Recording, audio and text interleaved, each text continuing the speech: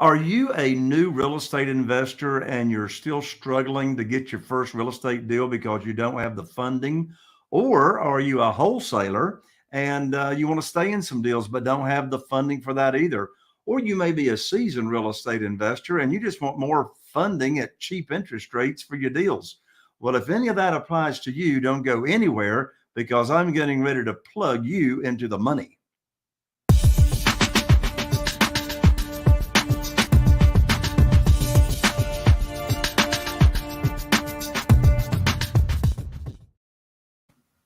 Well, welcome to another episode of the podcast. I'm Jay Connor, the Private Money Authority, and I'm so glad you decided to join in.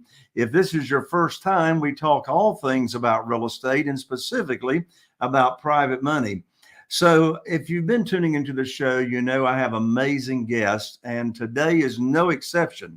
He's a dear friend. We're in masterminds together. But before I introduce him and we learn what's going on in his world, I know that many of you all that have been tuning into the podcast, you know by now just how passionate I am about private money. But I know I hear real estate investors saying all the time and just struggling to raise private money or to get funding for their deals. Well, I can help you with that because I just finished writing my brand new money guide, which is titled 7 Reasons Why Private Money will skyrocket your real estate business and help you build incredible wealth. And I want you to have this guide. I want to help you get your funding. It's absolutely free. You can download it and get it immediately. So you can go over to www.jayconner.com/money guide, and you can download this. It'll get you started on the fast track to getting private money. Again, that's www.jayconner.com/money guide. Well, my guest today founded realestateinvestor.com back in 2005 out of the need to scale and grow his own real estate investing and home buying business. Well, with a long, successful career and enterprise in emerging technology markets, Gary saw the vision for realestateinvestor.com. Now, as he worked to develop and use the initial product and service, he saw his real estate business flourishing by allowing him to work smarter, not harder, and focusing on the one thing that makes money, and that is talking to sellers and making offers. So that's when realestateinvestor.com began offering its flagship product and services done for you. Now, according to my guest, he says instead of businesses focusing on closing deals and maximizing profits, they hit a wall trying to build and do everything themselves. Well, realestateinvestor.com caters to top producing agents, real estate investors, and smaller hedge funds who are looking for a competitive advantage in their local markets. So, under the leadership of my guest today, this service has launched a technology revolution within the real estate niche, offering an alternative to the multiple listing service by bringing pre-screened motivated sellers and buyers face to face at the right time. My guest currently resides in Northern California with his wife and 2 daughters, where he continues to manage a global team for realestateinvestor.com. He's actively involved in real estate investing and private lending as well. And with that, welcome to the show, my dear friend, Gary Boomershine. Hello, Gary, and how are you? Yeah, Jay, it's great to be on here. I know we've been working to get this scheduled, and it's a pleasure. And always love our content-rich dialogues and giving valuable content to all of your loyal listeners. So hopefully we get it done, and people that are listening today will come away with some really good nuggets, and hopefully it helps you get a little further to achieving financial freedom and having a life, which most of us in this business got in. And it, when you crack the code, it's a lot of fun. So absolutely. Well, Gary, it's been a little while since we had you on the podcast. So how about tell everybody that's tuning in here your background story and how it is you're qualified to do what you do. Yeah. So, gosh, I grew up in a real estate family. I was actually a licensed agent. My parents owned a real estate brokerage.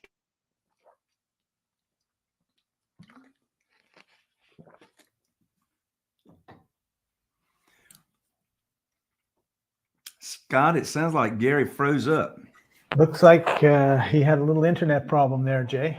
Right. And he's like frozen in time. Yeah. So let me just call Gary real quick and see if he can sign out and sign back in. So all of y'all that are tuning in right now, if you'll just bear with us here with this technical difficulty. This is what happens when you're live sometimes. That's what happens when you're live. That was strange. Something happened on. I think it might be on my side. Yeah, you froze up on that end. So can you sign out and sign back in? Yep. All right. So let's see if that works.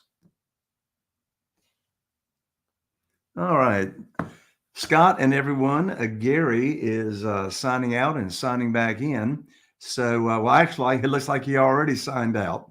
So, yeah, like you say, Scott. So, by the way, folks, in case you don't know who Scott is, Scott's the executive producer of the podcast, and there he is right there. Scott is live here in the background, all the way down there in Panama, right, Scott? That's right. It's beautiful, warm, nice beaches. How's the weather working out down there in Panama? Perfect weather. It's not too hot, and it's not cold ever. So I love it. There you go. There you go. Well, what we'll do is we'll give Gary, maybe 3 minutes or so to see if he can get back in here on the show. And as far as the podcast goes, Scott and Sharuk, thank goodness We'll edit this out. I was going to say, thank goodness we have powerful editing services. But you'll probably need to go on YouTube and Facebook live stream and take them down. Yeah. While we're waiting, Jay, last week you had a big event out in your neighborhood. Maybe tell everybody a little bit about it. Yeah, it was fantastic. So I have a live event that I only do 3 times a year. It's called the Private Money Academy Conference. And we had people come from all over the nation. I'm here in North Carolina. Scott, only 5 people from North Carolina were here. Everybody else was from California and Texas and Idaho and Ohio and New York City, Atlanta, Georgia. I mean, they were from all over. And so at the Private Money Academy Conference, I don't know any other real estate investing conference like this. For instance, it's all about private money. Well, that's not all it's about, because I also teach at the conference all 3 days. I just got a text from Gary. He says that internet went down and he's getting out his hotspot. So hopefully the hotspot will work. But anyway, at the conference, I actually have private lenders that come into the conference for the attendees to get to network with. In addition to that, I teach all 4 pillars of my business. I teach finding deals, funding deals, rehabbing, selling properties quickly. And then I do quite a bit of time, spend quite a bit of time talking about automation. How am I actually able to run this business in less than 10 hours per week? So what does my business look like? Well, I'm in a small area, only 40,000 people here in Eastern North Carolina is our total target market, but we're now doing 2 to 3 deals a month, averaging $71,000 per deal. So I don't say that to impress you. I just say that to impress upon you that you don't have to be in some large market to really make some big profits, particularly if you know how to, what channels to use to find motivated sellers of off-market properties. In other words, finding people that will sell that do not have their properties in the multiple listing service. So yes, Scott, it was a fantastic event. Our next one is going to be in June, first week of June. So we'll be talking more about that as we get closer to it. And so I guess Gary, Scott, is still trying to get on his hotspot. Hasn't shown up yet. Yeah. Well, we'll give him a couple more minutes, and then if we need to reschedule him, we will reschedule him. Yeah. So Jay, what was one of the top takeaways that your students had at the event? Oh my word. It's funny that you asked that, Scott, because I hand out these yellow cards at the event called aha moments, so that when someone hears something new for the first time or gets reminded about something. There's Gary. Gary's right Gary. with it. Of all the time for the internet to go down, and we ended up moving into a place and got the most tricked out internet we could get, and it just went down. But technical glitch. Hey, we're good, Gary. So yeah, hey, the good news is Scott and the team know how to edit very well. Awesome. So anyway, so Gary, yeah, if you would start over with just giving your background story and how it is you're qualified to do what you do. Yeah, so I grew up in an entrepreneurial family. I'm from the California, San Francisco Bay Area. My parents owned a real estate brokerage called Boomershine Realtors, and we had a suite of rental properties. And so I was a licensed agent 3 weeks after turning 18, and actually paid for college by holding open houses and door knocking, and also working on some of our rental property. What's really interesting, I had no interest in real estate at the time. I went down the path of Silicon Valley. I got my license and graduated in 1987. It was right before the whole .com explosion. I was a computer engineer, and I got picked up to one of the largest technology management and consulting firms in the world called Accenture. It was awesome. I traveled all over the world, worked 80-hour weeks, and only saw the inside of buildings. And then after doing that for years, I went into enterprise sales for some of the largest software companies in the world. And it was the same thing. I was actually working 80-hour weeks and had no life. And in 2004, my wife and we had 2 kids. We had a 2-month-old, Ashley, who's now 18, and Haley, who was 4. My wife and I went cold turkey into real estate. We said, we want a life. I would come home and even the dogs would bark at me because they didn't know me. So we took the plunge in 2004, cold turkey. And I would never recommend that to anyone. It's not the best practice because we had a $700,000 mortgage. We had 2 kids, and both my wife and I went without income to do real estate. And it was the very first deal. I gave myself 90 days to actually, I knew sales and I knew some real estate. I took a course and to go buy some properties. And our first property was it was a 5-hour drive.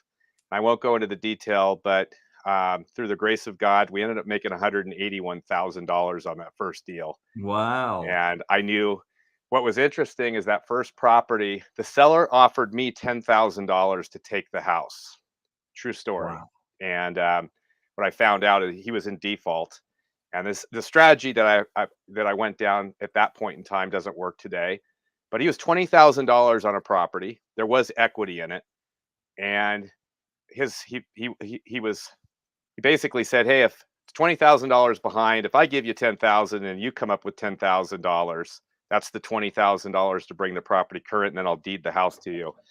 But I ended up getting one of the most amazing short sell deals I've ever had. I had one of the largest banks in the country who thought they were in third position. All right. They thought they were in third position on the loan. They were actually the primary lender. And so I was able to take a $165,000 loan and got it paid off, full satisfaction, for 31 grand. Good So night. I bought this house for 31 grand. Then I made every mistake known to mankind.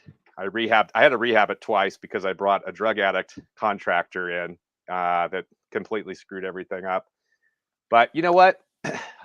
This business takes tenacity and commitment.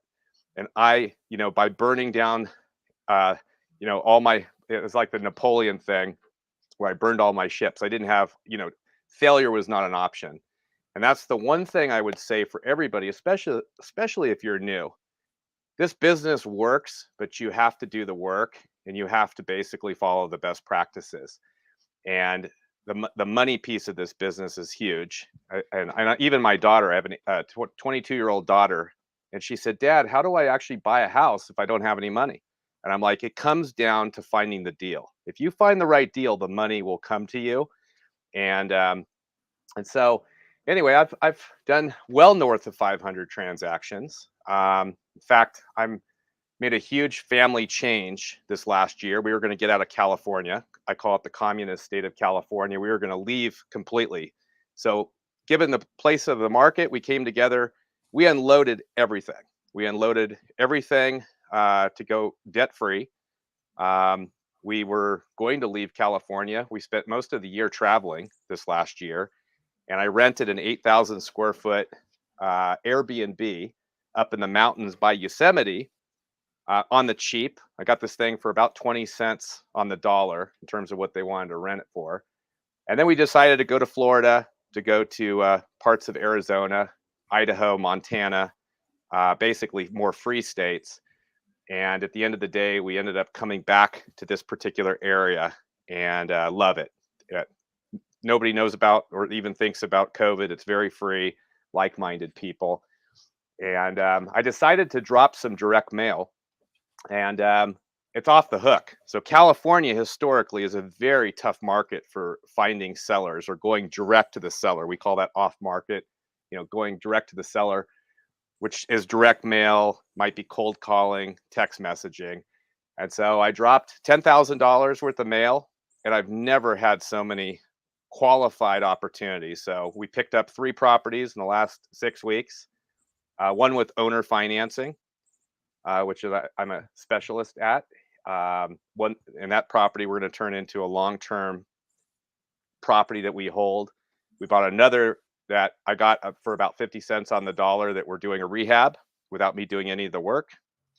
And my kids are actually involved in it to learn. And we bought another property that I'm in right now that's an Airbnb. And it's awesome. So this business works. It takes commitment and then following the best practices, the people that know the business of how it works, like you, Jay.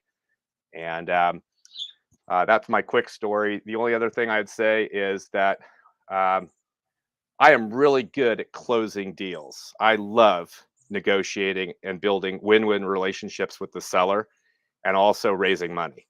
But how do you find those deals? And so with my technology background, I created a little direct mail system years ago, and it's turned into realestateinvestor.com. We are the largest marketer in the real estate niche. We sent over 90 million pieces of direct mail for real estate investors like us that are on this call. And with technology that does all the automation and also a phone team, a very qualified phone team that does all of the hard work of taking the leads and then talking to the seller, qualifying them and kicking back the good ones, all done for you for a fraction of the cost of you doing it on your own. So people come to us, both agents and investors, saying, hey, I'm looking to buy 3 houses this month or on every month. And we put together a plan and then we do it for them so that they can focus on the high money making activities.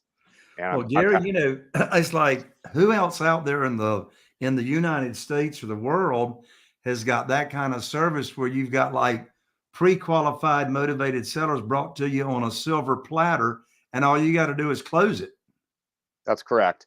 Yeah, a lot of people, they think that, oh, go hire a VA. Everybody says go hire a virtual assistant in the Philippines, and that does work. There's only one problem.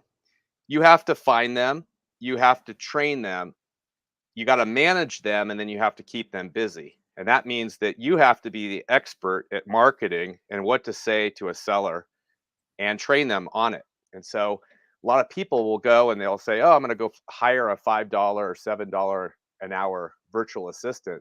But then they start, after 2 or 3 months, they wonder why they're not getting any deals. Well, that's where we come in. We actually have a trained team that does all of it, all of the work.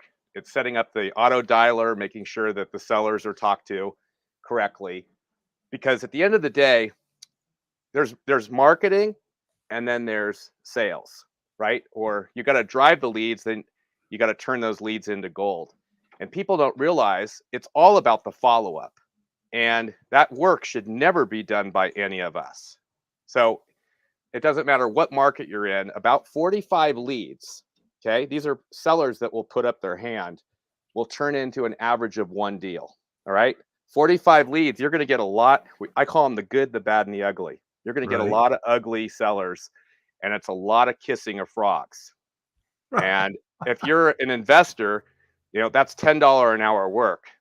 And as an investor, we should be doing $1,000 an hour work. And a lot of people get trapped in this booby trap because marketing is a return on investment. It's not an expense. So I know if I spend $2,500, I'm going to get a deal in this local market. So $2,500, I spent 10 grand.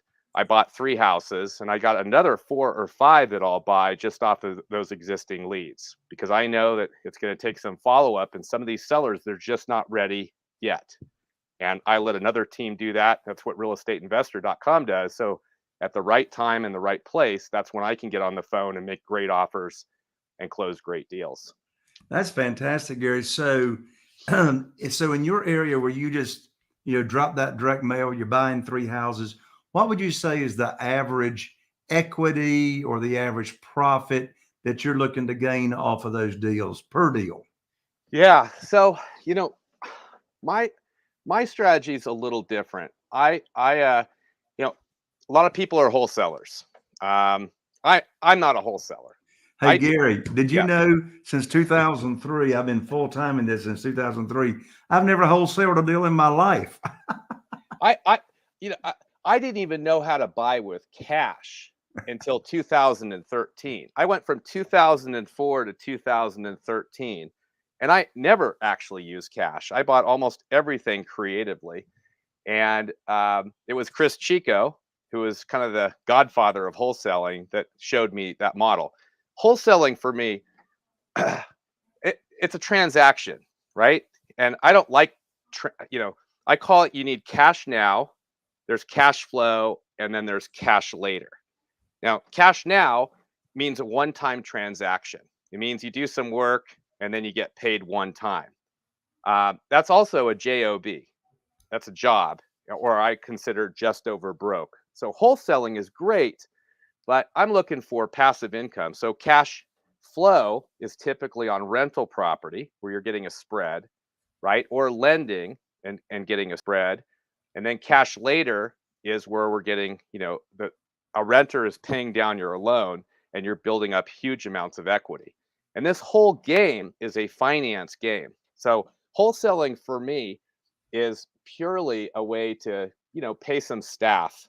But really what I'm looking for is the long-term passive income. So I picked up 3 houses. I'll just talk about the first one. The first one was a property that had a crappy tenant in it. So it was an older seller. She had a property that needed a lot of work. It was a little A-frame, and I picked it up for $145,000 in California. So I didn't know you could buy a house for $145,000 in California. Well, we're buying. Here's the thing, and I know, Jay, you've told this. We're not buying houses. We're buying problems. So when I'm talking to sellers, I'm looking for a problem. So this had an older seller, a rundown house, and a crappy tenant in California. And so I ended up buying it for about 50 cents on the dollar. I even, at the very end, I even got a $10,000 discount. I went in this new area. I went and found out who are the attorneys that specialize in real estate. There were 3 of them. I hired all 3. A retainer. Frankly, part of it is because I'm in a new market, and the fact that I've got all 3 real estate attorneys representing me, if I ever have a problem down the road, I don't want these attorneys to be able to represent anybody to come after me. So I always go into a market and hire all the attorneys I possibly can. I hired an attorney even before I closed the deal.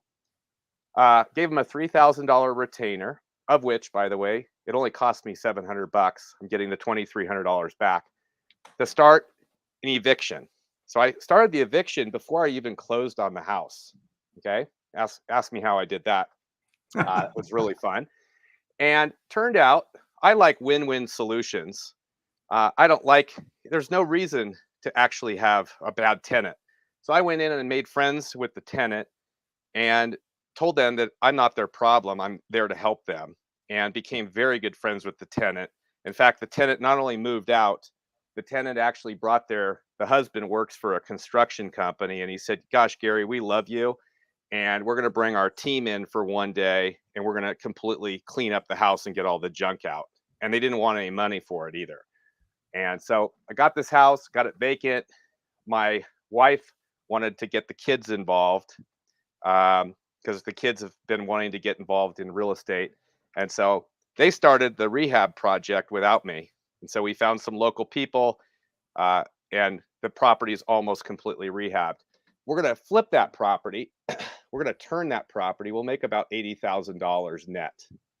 And so that's one of the properties. The other one, it was an older seller. She's 75. She had a free and clear house, and she didn't want to pay capital gains. And so I was able to buy the property with a very small down payment. So I bought the property for $325,000. It's as is. Retail value would sell for about $385,000. So I bought it for $325,000 under market. I put 35 down, 35,000, so about 11% down, and she's owner financing the property at 2% interest. Nice. For 30 years. Nice. And not only that, that's an $1,100 a month payment. I got her to take $800 a month instead of $1,100 for the first 3 years, $1,000 a month for the next 7 years, and then $1,200 a month until paid off, which would be 30 years. Why did I do that? Because it allows me to get an increased cash flow. So we're going to fix up the house a little bit. That's actually starting today.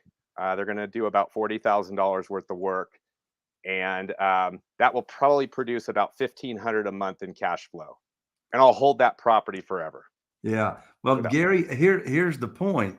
And the reason I wanted you to go through those examples is you invested $2,500 on the first deal to make $80,000 on the flip. On the second deal right there, you invested $2,500 to get $1,500 a month cash flow, and that will go up over time. So that property, other than the rehab fix up that you're putting in it, just the cash flow will pay for the $2,500 by the time you get your second payment. So, yeah. Well, actually, I'm sure you're going to get a rental deposit. So by the time you get a rental deposit and your first month's rent, you've already paid for the marketing, right? Yeah. You know, I like looking at things like my cash on cash return, right? So I bought the A-frame. I'll probably be into it for about $200,000.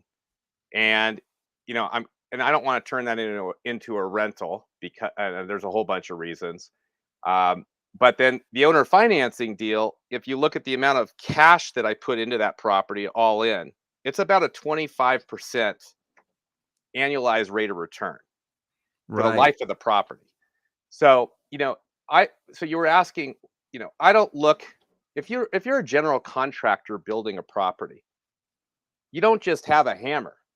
You've got a crew of people, and you got power tools and all kinds of things. So I look at wholesaling as like a hammer.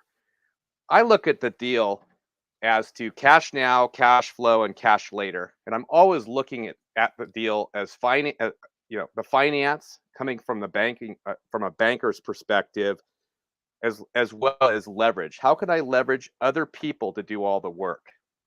And focus on the high money making activities. Like my superpower is talking to sellers and making great deals.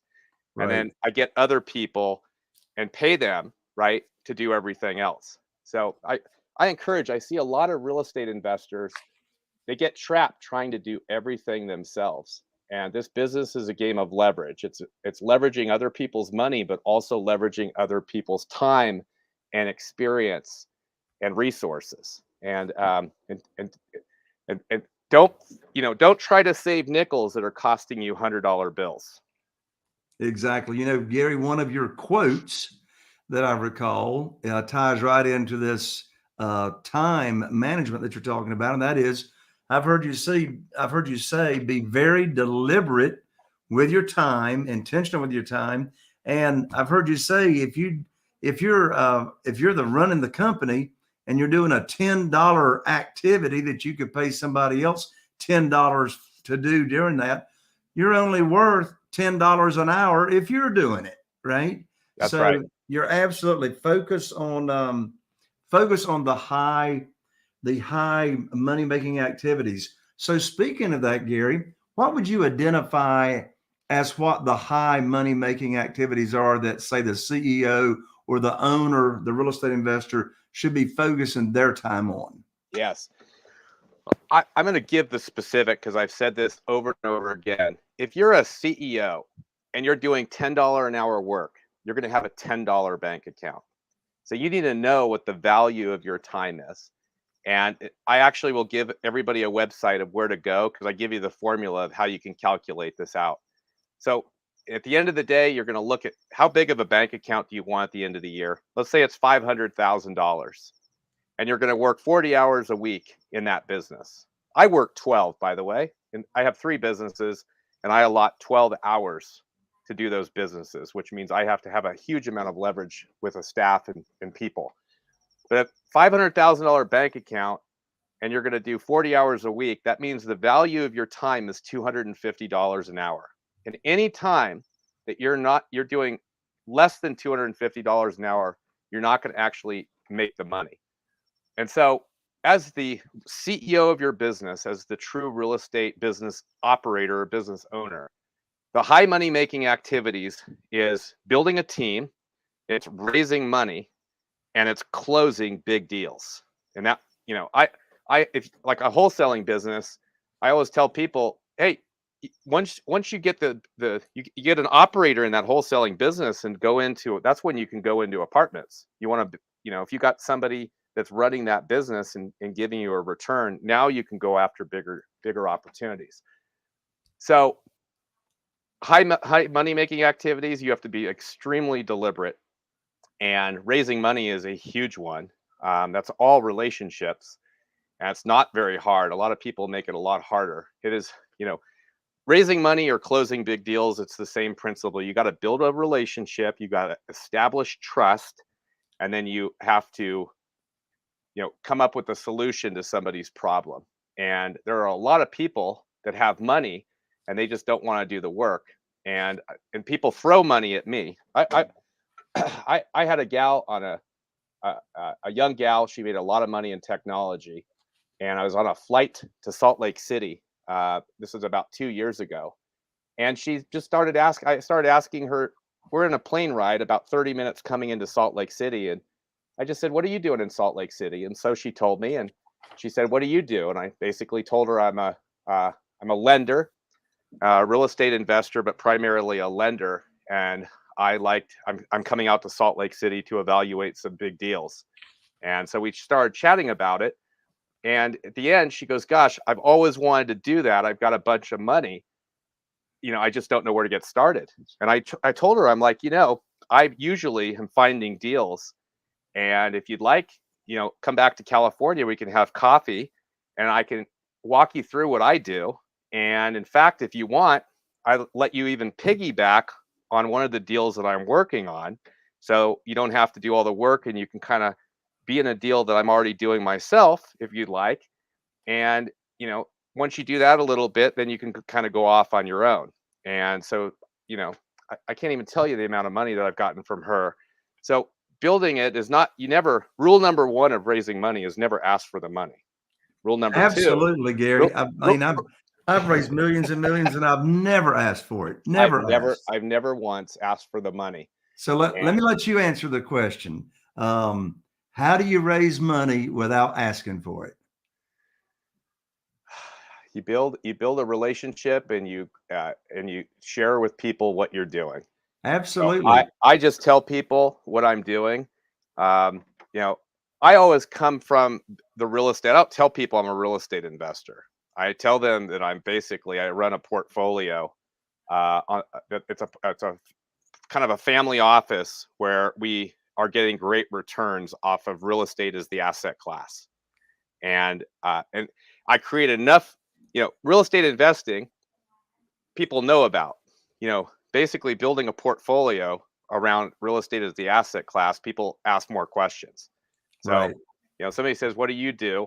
And I'll just tell them I'm super excited. I basically, real estate's one of the greatest investment opportunities with some of the lowest risk and greatest returns. And I've got a little formula, and I have a lot of family money, and I invest my own money and some for my friends, and absolutely love it. And then I immediately turn it back to them. So what do you do? And they'll always come back and say, hey, tell me a little bit more. And I don't, if I share it, I usually will say, hey, I'd love to share what I'm doing and how I'm doing it. I always come from a perspective, you're either the student or you're the teacher. Okay. Right. Now, if I'm talking to a very wealthy person, I love raising money from people that are wealthy. Maybe they've made a fortune in Silicon Valley or on the stock market or in cryptocurrency. And so sometimes I will come to those people, or Wall Street or whatever, and I'll come to them as the student, where I'll be like, hey, I'm about ready to go invest in a pretty sizable deal. And I would love to get maybe some of your expertise to see if I have any holes or anything I'm missing. So I'll come as a student, and usually I'll walk them through it and ask them what they think, what kind of questions do they have. And usually they'll come back and say, I really love it. I'd love to actually participate in that. Or I'll come in from the teacher, like this girl in Utah, where I'm a subject matter expert. And, I come from always a place of giving. And I can sit down with her. There's no hidden agenda, because I would love to share with her. She wants to learn real estate, and I'll walk her through it. And I love people to piggyback off of deals. So sometimes I'm going on a deal. I like to put a little bit of my own cash into the deal always. If you have it, it makes it a lot easier to raise money if you're putting a little bit of your own skin in the game. And what I found is most people want the returns. They don't want the work. And so I've done that for, well over a decade. Raising money is actually a lot easier. It's mostly mindset. A lot of people have fear because they think that they have to go in and ask for the money. When you just take that off the table, you just build a relationship and build some trust. And the other thing I'd say is this is a Warren Buffett thing. Warren Buffett talks about real estate investors. He says, buy low, sell high, and never lose investor money. So your investors are your customers, okay? More than the seller, more than the buyer, more than you. Investors are your customer. So you always take care of your customer. And I'll just tell you, you do 100 or 200 deals, and then you have one that's bad, where you're losing investor money. And that's the one that comes back to really, hurt you from a standpoint of your mindset. So I've got an amazing track record for investors. And they're also my greatest referrals. When I'm going out to raise some money, I can say, hey, I'd love for you to talk to Ari or Dilip or Dave in the Bay Area. And these are the guys that would jump on the phone and say, Gary is incredibly conservative, and he always takes care of his investors. Even my mom's CPA will always come back saying, wow, your son is your greatest return against all of her other assets, right? So never lose investor money. Take care of them. They are your gold. Well, I tell you what, Gary, that's a golden nugget right there. Well, Gary, before we bring this podcast to a close, how about let everybody know how they can get in touch with you? I think you might have some free gifts to give away, et cetera. So let everybody know. I'll do that. So I'm going to give everybody a website, and I've got some special gifts on this website, as well as a new book that is almost getting released. Our publisher is doing the final touches on it, but I'd love to give my book to everybody when it comes out. It's called The Freedom Code. Everything I've talked about today, it's included in that. It's really, I share in the Freedom Code how to get super clear on your why and your what, not the how. The how is easy. People are like, how do I do a rehab? This book is around learning and being focused on getting financial freedom and having a life and before you jump into anything else. And so the website for that is www.realestateinvestor.com/growth, GROWTH. realestateinvestor.com/growth. And I've got a lot of really good materials, some of my best stuff. And also I've got an advanced sales course that I'm actually going to give away, especially to your top students, Jay, and that's going to be available as well. It's a compression coaching and sales course on how to build relationships, build trust, and come up with a solution to people's pain, and never having to ask for the deal or ask for the money. And it's very relevant. There's a lot in there around raising private money, and that will be for some of your top students. So that will be available as well. Well, I tell you what, Gary, what you talk about, the mindset, I talk about it all the time. And I have an elite group, mastermind group, that I'm going to invite you to virtually speak at when we get together next. So I'll get back in touch with you on that, because they would, particularly if your book has come out by then, you would be a fantastic keynote speaker in the mastermind group. It sounds fantastic. Yeah. So, this is a great business. I will say the most expensive real estate in this business is the 6 inches between our ear and our other ear. And it really is around mindset. And, Absolutely. Get clear on that and get focused. Surround yourself with the best people like you're doing with Jay Connor, and be committed. And this business is amazing. Fantastic. Gary, it's always great to have you on the show. And thank you for your time so much today on joining me on the show. And I look forward to seeing you at one of our upcoming mastermind groups that you and I are in. Absolutely. Have a great one, Jay. Appreciate it. And appreciate all so of you. much, Gary. Thank you. Well, there you have it, folks. Another episode of the podcast. And I need your help. If you like what you have heard today, be sure to like and share, subscribe. If you're watching on YouTube, be sure and ring that bell. And also, if you know someone that you think this podcast can make a difference in their life, in their real estate investing career, please share the podcast, the show, and that would be fantastic. So I look forward to seeing all of you back here on the next podcast. I'm Jay Connor, the Private Money Authority, wishing you all the best. Here's to taking your business to the next level, and we'll see you right here next time. Bye for now.